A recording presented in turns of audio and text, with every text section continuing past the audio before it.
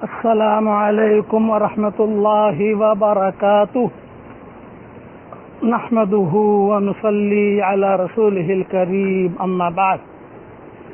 آج کا سبق سن لیجئے 1046 بہت ہی اہم سبق ہے۔ کئی لوگ اس وقت میں ایسے ہیں ہم مسلمانوں میں، بلکہ اکثر کہ ایسے لوگوں کا مقصود صرف مال کمانا اور دنیا کی اچھی زندگی گزارنا ہوتا ہے۔ اس لیے وہ کہتے ہیں کہ میرے مرنے کے بعد میرے بچوں کا کیا بنے گا۔ کبھی یہ بھی سوچا کہ بچوں کے مرنے کے بعد بچوں کا کیا بنے گا؟ یہ سوچ نہیں آتی کہ بچوں کے مرنے کے بعد ان بچوں کا کیا بنے گا۔ نہیں، میرے مرنے کے بعد بچوں کا کیا بنے گا؟ بھائی، جو تمہارا پروردگار ہے وہ تمہارے بچوں کا بھی پروردگار ہے، وہ ان کے بچوں کا بھی پروردگار ہے۔ اللہ ان کو بھی رزق دے گا، مگر ان کی زندگی صرف مال کمانے تک محدود ہوتی ہے۔ آج کا مسلمان صرف مال کمانے کی فکر میں لگا ہوتا ہے۔ بڑا درد بھرا، بہت بڑا فتنہ ہے غیروں کے طریقے پر زندگی گزارنا۔ تو کافر کے قالب کی زندگی گزارنے والے لوگ ہیں، جو کلمہ پڑھنے والے مسلمان ہیں، وہ اسلام کی زندگی گزارتے ہیں، مگر ان میں جو اپنے آپ پر محنت نہیں کرتے وہ غفلت میں بہت ہی زیادہ حیوانی زندگی گزارتے ہیں۔ جب مال پیسہ ان کے پاس ہو تو وہ اپنی عیاشیوں میں مشغول ہوتے ہیں۔ ان کو ٹی وی کے تماشے اچھے دکھتے ہیں، اسکرین کے تماشے دیکھنے کا شوق رہتا ہے، اور اپنی خواہشات کو پورا کرنا ان کا بھی مقصد بنا ہوتا ہے۔ ان کے بارے میں یہ علامہ اقبال نے کہا ہے، وضع میں تم ہو نصارا تو تمدن میں ہنود، وضع میں تم ہو نصارا تو تمدن میں ہنود۔ یہ مسلمان ہیں جنہیں دیکھ کر شرمائے یہود۔ کیا یہ مسلمان ہیں کہ یہودی دیکھ کر شرما جاتے ہیں؟ کہ نام کے مسلمان ہوتے ہیں مگر ان کی باتیں، ان کا لباس، ان کا اٹھنا بیٹھنا وہ سارے کا سارا غیروں کے مانند ہوتا ہے۔ حضور صلی اللہ علیہ وسلم نے فرمایا ہے، من تشبہ بقوم فہو منہم۔ ابو داؤد میں یہ حدیث ہے کہ جس نے جس قوم سے مشابہت اختیار کی وہ انہی میں سے شمار کیا جائے گا۔ اللہ تعالی ہم سب کی بری مشابہت سے ہم سب کی اللہ حفاظت فرمائے۔ نفس امارہ کے مارے لوگ ہیں۔ آج کا مسلمان نفس امارہ کا مارا ہوا ہے۔ یہ نفس امارہ والے لوگ ہیں جنہوں نے اپنے نفس پر محنت نہیں کی ہوتی، بلکہ وہ اپنے نفس کی چاہتوں کو پورا کرنے کے لیے صبح شام لگے ہوئے ہوتے ہیں۔ علامہ اقبال کہا کرتے تھے اور روتے بھی تھے، یوں تو سید بھی ہو، مرزا بھی ہو، افغا بھی ہو، یوں تو سید بھی ہو، مرزا بھی ہو، افغا بھی ہو، تم سبھی کچھ ہو، بتاؤ مسلمان بھی ہو۔ فرقہ بندی ہے کہیں اور کہیں ذاتیں ہیں، کیا زمانے میں پنپنے کی یہی باتیں ہیں؟ کہنے کو مسلمان ہوتے ہیں لیکن آپس میں جھگڑے ہوتے ہیں۔ کتنی عجیب بات ہے کہ مسجد میں آنے والے، نماز پڑھنے والے، ادھر بھی داڑھی ادھر بھی داڑھی، ادھر بھی ٹوپی ادھر بھی ٹوپی، ادھر بھی امامہ ادھر بھی امامہ، ادھر بھی قمیص ادھر بھی قمیص، ادھر بھی مسواک ادھر بھی مسواک، ادھر بھی آنکھیں سرما والی ادھر بھی سرما والی، ادھر بھی چہرے کے اوپر، پیشانی کے اوپر محراب ہے ادھر بھی محراب ہے، لیکن ہر آدمی اپنے خواہش کو پورا کرنے میں لگا ہوتا ہے۔ آج یہ جو عدالتیں مقدموں سے بھری پڑی ہیں، یہ اس بات کی نشاندہی کرتی ہے کہ دل عداوتوں سے بھرے پڑے ہیں۔ جب دل عداوتوں سے بھر جاتے ہیں تو اللہ تعالیٰ ان دلوں کو نہیں دیکھا کرتا. یہ ذہن میں رکھنا. پھر اللہ اس دل کو نہیں دیکھتا. حقیقت خرافات میں کھو گئی، یہ امت روایات میں کھو گئی. اس لیے اپنے آپ کو سدھارنے کی ہم خود فکر کریں. دو رنگی چھوڑ دے، یک رنگ ہو جا. دو رنگی چھوڑ دے، یک رنگ ہو جا. سراسر موم ہو جا یا سنگ ہو جا. منافقت کی زندگی مت گزاریے، ایمان والی زندگی گزاریے. اے اللہ ہمیں تیرے پکے ایمان والے بندوں میں تو ہمیں شامل فرما. آمین آمین.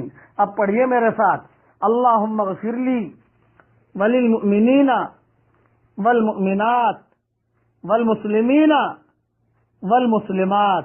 دیکھیے میں نے اتنا پڑھا، دنیا میں جتنے مسلمان ہیں ان سب کے برابر اللہ نے مجھے نیکیاں دے دی.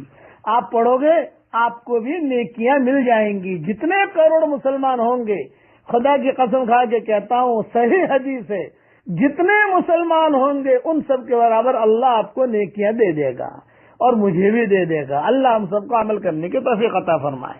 آمین آمین. والسلام علیکم ورحمۃ اللہ وبرکاتہ. وآخر دعوانا ان الحمد للہ. السلام علیکم ورحمۃ اللہ وبرکاتہ. نحمده ونصلی علی رسولہ الکریم. اما بعد، آج کا سبق سن لیجئے. سبق نمبر 1047. محرم کے متعلق تھوڑی سی تفصیل سن لیجئے. حضرت محمد صلی اللہ علیہ وسلم، ایک بات کا خیال رکھیے، جب بھی حضور صلی اللہ علیہ وسلم کا نام آئے تو میرے ساتھ درود ضرور پڑھ لیجئے آپ. حضرت محمد صلی اللہ علیہ وسلم جب مکہ مکرمہ سے ہجرت کر کے مدینہ منورہ آئے تو دیکھا کہ یہودی 10 محرم کا روزہ رکھتے ہیں. آپ صلی اللہ علیہ وسلم نے ان سے پوچھا، تم اس دن روزہ کیوں رکھتے ہو؟ انہوں نے کہا، اس دن اللہ تعالی نے حضرت موسیٰ علیہ السلام کو فرعون سے نجات عطا فرمائی تھی، اس خوشی میں ہم روزہ رکھتے ہیں. تو حضرت محمد صلی اللہ علیہ وسلم نے فرمایا کہ موسیٰ کی اس خوشی میں تو ہم تم سے زیادہ روزہ رکھنے کے حقدار ہیں. چنانچہ آپ صلی اللہ علیہ وسلم نے بھی 10 محرم کا روزہ رکھا.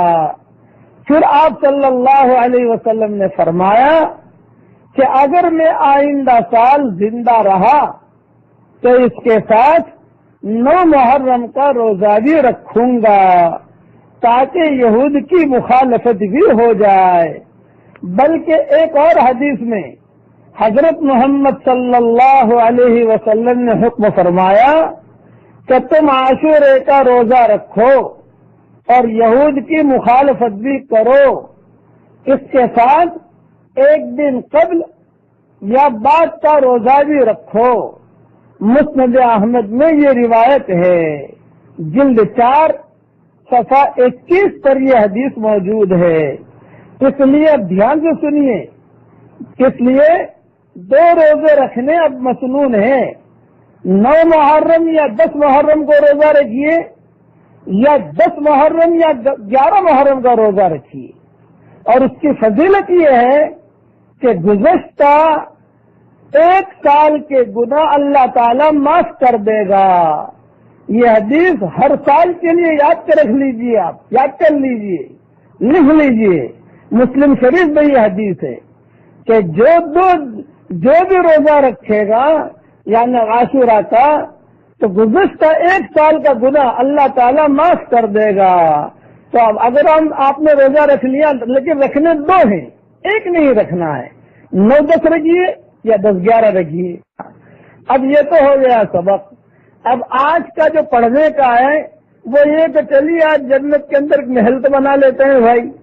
جنت میں محل بنا لیجئے، 10 مرتبہ سورہ اخلاص پڑھ لو تو جنت میں محل بن جائے گا انشاءاللہ.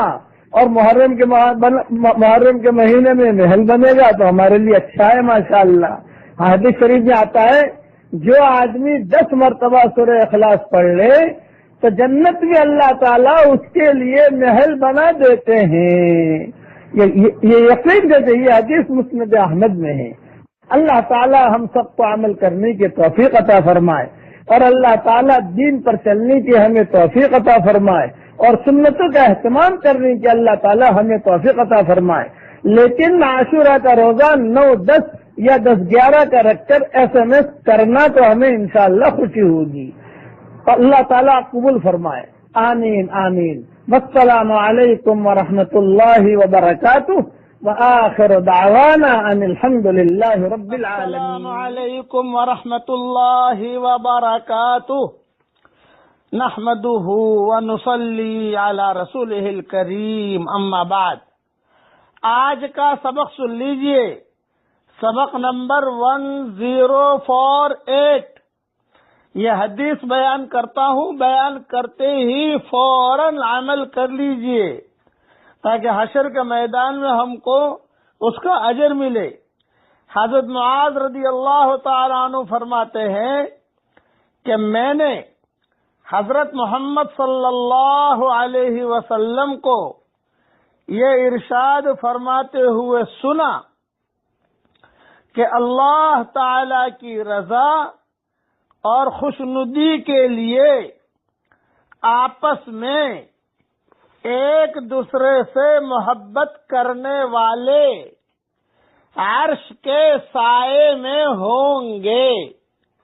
جس دن عرش کے سائے کے علاوہ کوئی سایہ نہ ہوگا، انبیاء اور شہداء ان کے خاص مرتبہ اور مقام کی وجہ سے ان پر رشک کریں گے۔ یہ حدیث ابن حبان میں ہے اور اس کی سند بھی صحیح ہے۔ تھوڑی سی تشریح سن لیجئے، آپس میں محبت کرنے والوں کو یہ ثواب ملے گا، اس لیے میاں بیوی بھی آپس میں اللہ کے لیے محبت کریں، بھائی بھائی بھی اللہ کے لیے محبت کریں۔ دل میں ذرا برابر بھی کدورت ہے، یہ حدیث سن کر نکال لیجئے کدورت۔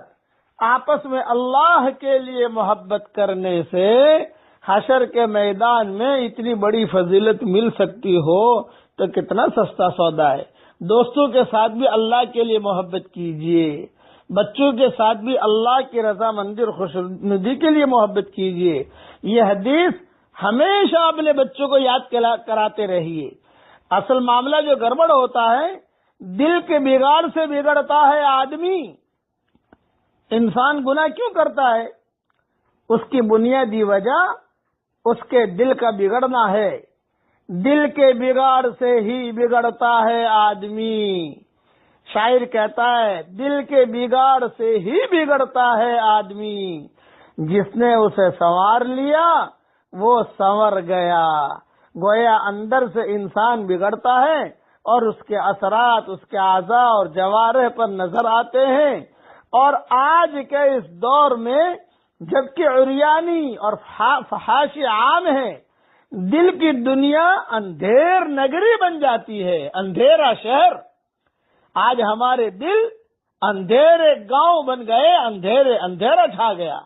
اس کی وجہ سے آپس میں اللہ کے لیے محبتیں نہیں ہوتی، مطلب کے لیے محبتیں ہوتی ہیں۔ ڈھونڈنے والا ستاروں کی گزرگاہوں کا، علامہ اقبال کہا کرتے تھے، ڈھونڈنے والا ستاروں کی گزرگاہوں کا اپنے افکار کی دنیا میں سفر کر نہ سکا۔ جس نے سورج کی شعاعوں کو گرفتار کیا، جس نے سورج کی شعاعوں کو گرفتار کیا، زندگی کی شب تاریک سحر کر نہ سکا۔ ساری دنیا کو قمقموں سے روشن کرنے والا انسان اپنے دل میں اندھیرا لیے پھر رہا ہے۔ انسان کے دل میں جیسی حالت ہوتی ہے ویسے اس کے اعضاء اور جوارح پر ظاہر ہوتی ہے۔ اس لیے اپنے دل کو اللہ کے نور سے منور کر دیجئے اور اپنے دل میں آپس میں محبت داخل کر دیجئے۔ اللہ تعالی ہم سب کو عمل کرنے کی توفیق عطا فرمائے۔ اب پڑھ لیجئے میرے ساتھ، سبحانک اللہم و بحمدک لک الحمد علی حلمک بعد علمک۔ یہ 4 فرشتے ہیں جو ہر وقت میں یہ تسبیح پڑھتے رہتے ہیں، تو ہماری بھی ذرا مشابہت ہو جائے گی ان کے ساتھ۔ پڑھ لیجئے، سبحانک اللہم و بحمدک لک الحمد علی عفوک بعد قدرتک۔ یہ حشر کے میدان میں 4 فرشتے اور آ جائیں گے۔ اس وقت اللہ کے عرش کو اٹھائے ہوئے 4 فرشتے ہیں، حشر کے میدان میں 4 اور آئیں گے، تو وہ 4 کی تسبیح الگ ہوگی۔ جو ابھی اٹھائے ہوئے ہیں ان کی تسبیح الگ ہے۔ دونوں تسبیحیں میں نے آپ سے پڑھوا دی، ایک مرتبہ اور پڑھ لیجئے، کبھی یاد ہو جائے تو اچھا ہے۔ جو اٹھائے ہوئے ہیں ان کی تسبیح ہے سبحانک اللہم و بحمدک لک الحمد علی حلمک بعد علمک۔ جو 4 فرشتے حشر میں آئیں گے وہ پڑھیں گے حشر کے میدان میں، سبحانک اللہم و بحمدک لک الحمد علی عفوک بعد قدرتک۔ اللہ تعالی ہم سب کو عمل کرنے کی توفیق عطا فرمائے، آمین آمین۔ والسلام علیکم ورحمۃ اللہ وبرکاتہ، وآخر دعوانا ان الحمد للہ رب العالمین۔ السلام علیکم ورحمۃ اللہ وبرکاتہ، نحمده ونصلی علی رسولہ الکریم، اما بعد۔ آج کا سبق سن لیجئے، سبق نمبر 1049۔ بڑی زبردست حدیث ہے، بہت دھیان سے سننا، بہت دھیان سے سننا۔ میاں بیوی اور بچوں کو خوش کر کے اللہ کو ناراض مت کیجیے۔ میاں بیوی بچے دوست ان کو خوش کر کے اللہ کو ناراض مت کیجیے، دوستوں کو خوش کر کے اللہ کو ناراض مت کیجیے۔ اب حدیث سنیے، عبداللہ ابن عباس رضی اللہ تعالی عنہما سے روایت ہے کہ حضرت محمد صلی اللہ علیہ وسلم نے ارشاد فرمایا، جو شخص لوگوں کو خوش کرنے کے لیے اللہ تعالی کو ناراض کرتا ہے تو اللہ تعالی اس پر ناراض ہوتے ہیں اور ان لوگوں کو بھی ناراض کر دیتے ہیں جنہیں اللہ تعالی کو ناراض کر کے خوش کیا گیا تھا۔ بیوی بچے دوست سب کو خوش کر کے اللہ کو ناراض کیا تو اللہ تو ناراض ہو ہی گیا، لیکن وہ اللہ ابھی ماں باپ کو ان کو بھی ناراض کر دے گا۔ ہاں، یہ ذہن میں رکھنا، یہ حدیث کا مفہوم ہے۔ آگے سنیے، اور جو شخص اللہ تعالی کو خوش کرنے کے لیے لوگوں کو ناراض کرتا ہے، یعنی اللہ کے احکامات کو پورا کرتا ہے، چاہے مخلوق خوش ہو یا نہ خوش ہو، تو اللہ تعالیٰ اس سے خوش ہو جاتے ہیں اور ان لوگوں کو بھی خوش کر دیتے ہیں جن کو اللہ تعالیٰ کو خوش کرنے کے لیے ناراض کیا تھا، یہاں تک کہ ان ناراض ہونے والے لوگوں کی نگاہ میں اس شخص کو اچھا فرما دیتے ہیں اور اس شخص کے قول اور عمل کو ان لوگوں کی نگاہ میں مزین کر دیتے ہیں۔ یہ حدیث طبرانی میں ہے۔ اس کے لیے ہمیشہ یاد رکھنا کہ لوگوں کو خوش نہیں کرنا، اللہ کو خوش کرنا ہے۔ حال ہم کوئی کام کریں، لوگ بھی خوش ہو جاوے، اللہ بھی خوش ہو جاوے، بہت اچھا بھائی، لیکن لوگوں نے واہ واہ کر دی، واہ واہ واہ واہ، اور وہاں آسمان والے ناراض ہو گئے، یہ آدمی تباہ ہو گیا۔ اس لیے اسے ذہن میں رکھنا، لوگوں کو خوش کر کے اللہ کو ناراض نہیں کیا کرتے، بلکہ لوگ اگر ناراض ہو جاوے اور اللہ خوش ہو جاوے، کوئی حرج کی بات نہیں ہے، بہت سستا سودا ہے۔ معاملہ یہ ہے کہ اللہ ہم سے راضی ہونا چاہیے، بس اسی لیے کسی نے کہا ہے وہ ایک سجدہ، علامہ اقبال کہا کرتے تھے، زبردست شعر ہے یہ، وہ ایک سجدہ جسے تو گرا سمجھتا ہے، وہ ایک سجدہ جسے تو گرا سمجھتا ہے، ہزار سجدوں سے دیتا ہے آدمی کو نجات۔ ہاں، وہ ایک سجدہ جسے تو بھاری سمجھتا ہے، ہزار سجدوں سے دیتا ہے آدمی کو نجات۔ اللہ خوش ہو گیا، ہم ہر حال میں کامیاب ہو گئے، اللہ ناراض ہو گیا، ہم ہر حال میں ناکام ہو گئے۔ خلاصہ کلام یہ ہے، اس لیے اللہ کو خوش کرنے کی کوشش کیجیے۔ اب پڑھیے میرے ساتھ، اللہ کو ابھی ہم خوش کر لیتے ہیں، اللہ تعالیٰ راضی ہوتے ہیں۔ یہ جو میں پڑھاؤں گا اس کے پڑھنے سے اللہ خوش ہو جاتے ہیں۔ پڑھیے، سبحان اللہ و بحمدہ، سبحان اللہ العظیم۔ دیکھیے یہ کلمہ اللہ کو بہت پسند ہے، اللہ راضی ہو گیا، لیکن بار بار اللہ کو راضی کرنا پڑے گا، ایک مرتبہ راضی کرنے سے کام نہیں چلے گا۔ اللہ تعالی ہم سب کو عمل کرنے کی توفیق عطا فرمائے، آمین آمین۔ والسلام علیکم ورحمۃ اللہ وبرکاتہ، وآخر دعوانا ان الحمد للہ رب العالمین۔ السلام علیکم ورحمۃ اللہ وبرکاتہ، نحمده ونصلی علی رسولہ الکریم، اما بعد۔ آج کا سبق سن لیجئے، سبق نمبر 1050۔ ایک بہت اہم بات بتا رہا ہوں کہ قرآن جتنا بھی نازل ہوا حضرت جبریل علیہ السلام کے واسطے سے آیا۔ صرف 2 آیتیں ایسی ہیں کہ وہ دوسرا فرشتہ لایا ہے، ایک سورہ فاتحہ اور ایک سورہ بقرہ کی آخری آیتیں، یہ دوسرے فرشتے کے ذریعے سے زمین پر آئی ہیں۔ اب حدیث سن لیجئے، عبداللہ ابن عباس رضی اللہ تعالیٰ عنہما سے روایت ہے کہ ایک مرتبہ جبریل علیہ السلام حضرت محمد صلی اللہ علیہ وسلم کے پاس بیٹھے ہوئے تھے۔ جبریل تو زمین پر تھے، آسمان پر نہیں تھے۔ اتنے میں آسمان سے کچھ کھڑکھڑا کی کچھ آواز آئی، سنائی دی۔ انہوں نے سر اٹھایا اور کہا یہ آسمان کا ایک دروازہ کھلا ہے جو آج سے پہلے کبھی بھی نہیں کھلا تھا، اس سے ایک فرشتہ اتر رہا ہے۔ یہ کون کہہ رہا ہے؟ جبریل علیہ السلام کہہ رہے ہیں۔ جبریل علیہ السلام تو نیچے ہی ہیں، بھی مدینہ میں ہیں۔